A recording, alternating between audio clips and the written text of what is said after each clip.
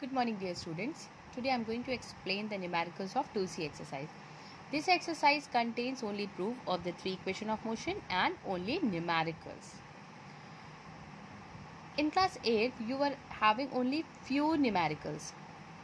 The numericals were only in few exercises, means all over you had only 8 or 9 numericals.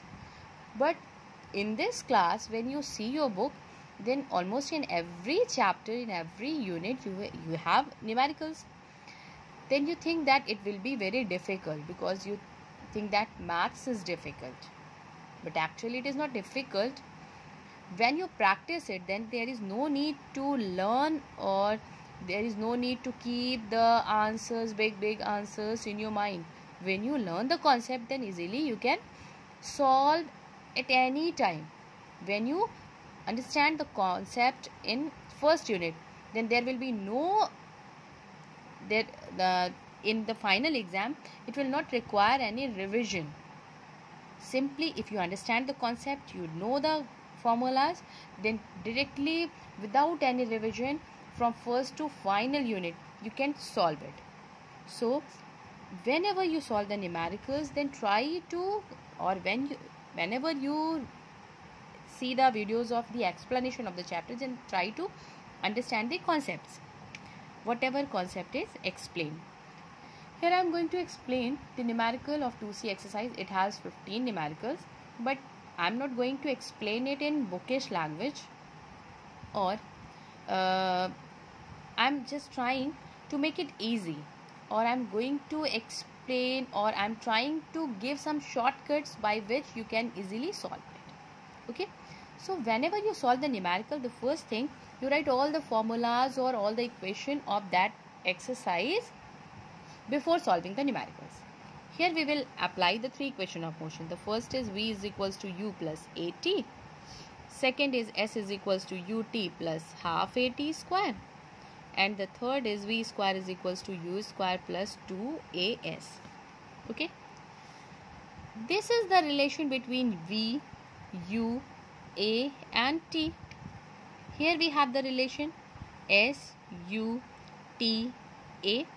Here we have the relation V, U, A, S. Okay. We have these relations. Next is, if the body is thrown vertically upward,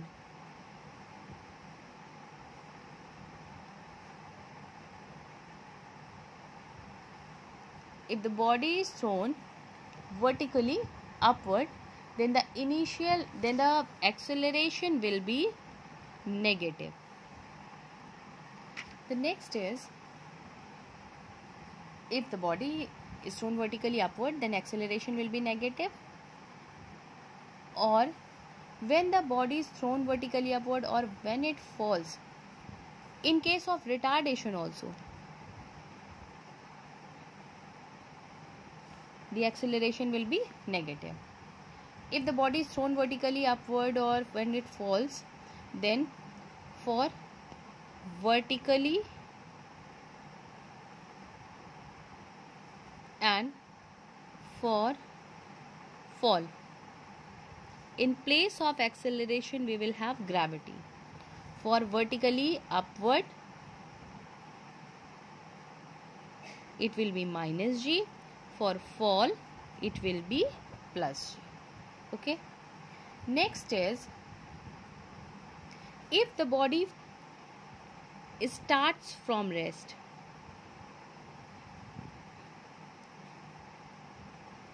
then the initial velocity will be 0.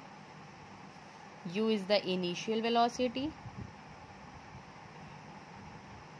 V is final velocity. A acceleration. S distance or displacement. A is acceleration. Okay. When it starts from rest, initial 0. When comes to rest, final velocity is 0. Okay. Only these points will be applied in the entire exercise of the numerical easily you will be able to solve. There will be no need to get any help. Okay, so let's apply these properties. The first is a body starts from rest. Given, first you write all the given values. Given that body starts from rest means the initial velocity is 0. With a uniform acceleration 2 meter per second square. Find the distance means you have to get s in 2 seconds. Time is 2 seconds. Now you have a big question that which equation will be applied. We have u, a, s, t. In which equation we have the relation between u, a, s, t? We have the relation in second. So we'll write the second equation of motion. S is equals to ut plus half at square. Let's put the value.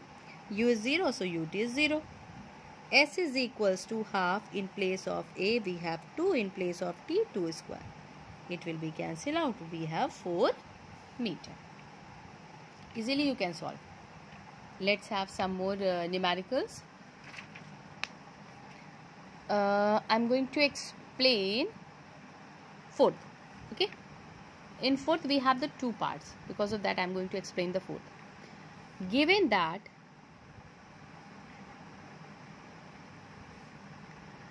a body initially at rest means u is equals to 0. Starts moving with a constant acceleration. A is 2 meter per second square. Calculate the velocity acquired v and the distance in 5 seconds. S in 5 seconds. Time is 5 seconds. In first part we have to get v. In which equation we have the relation? In u, a, v and t. Just see. We will have first v is equals to u plus at. So v is equals to u is 0, a is 2 and t is 5.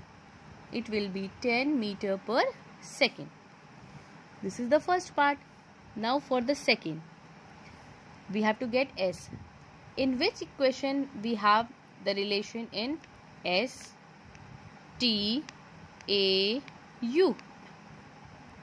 We have second equation. S is equals to ut plus half at square. U is 0, so ut is 0. So s is equals to half, a is 2, t is 5 square. 2 is cancelled out. This is 25 meter. Okay. So I am going to explain 1 or 2 more questions. One question I am going to explain. Others easily I hope you all can solve. I am going to explain 8th. Okay. Given that a train is moving with the velocity of 90 km per hour. Initial velocity is 90 km per hour. It brought to a stop. It means the final velocity is 0. By applying the brakes, while produce the retardation. Retardation means the negative acceleration, that is minus 0.5 meter per second square. Find the velocity after 10 seconds. T is equals to 10 seconds. Okay. And the time taken by the train to come to rest.